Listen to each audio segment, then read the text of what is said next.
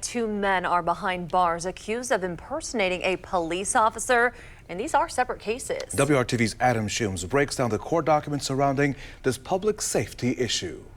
Court documents show this is near the area where a man says he called 911 this weekend after he believes he's being followed by a man who is posing as a police officer.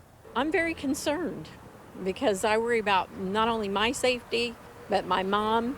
She's 78 years old. She gets out and drives. It's hard for Melissa Roddy to understand why someone would try to impersonate a police officer. This is our area, the territory that we, drive every day to and from work. And for one man, this was too close for comfort.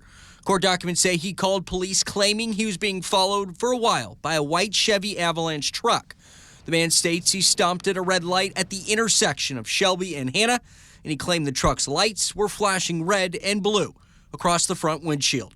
The man says he pulled off to the side of the road thinking he was getting pulled over, but says the white truck drove past him. IMPD says they eventually caught up to the man. When they pulled him over and searched his truck, they say they found two separate lights that could flash red and blue, like an emergency vehicle. We don't want somebody to think they're being stopped by the police and then it's somebody who might have something else in mind. IMPD reports this is the second time in roughly the last week officers announced an arrest like this.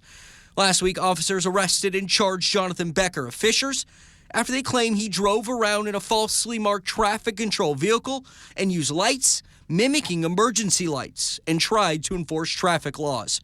Court docs state Becker's car was even spotted in the funeral procession for a fallen officer last year. Hopefully it's a message to our community that you can't act like the police if you're not the police. IMPD says it's no secret that the department is short-staffed and is hiring. It's curious to me when we're in a position where we're hiring people, why people would want to emulate the police when they could be the police. Best advice from police, call 911 if you're being approached by someone you think is impersonating an officer. Be aware of your surroundings at all times, just like you should be all the time. Be aware who's around you. In Indianapolis, Adam Shooms, WRTV. The man charged in this weekend's incident is behind bars facing multiple felonies, including impersonating a public servant.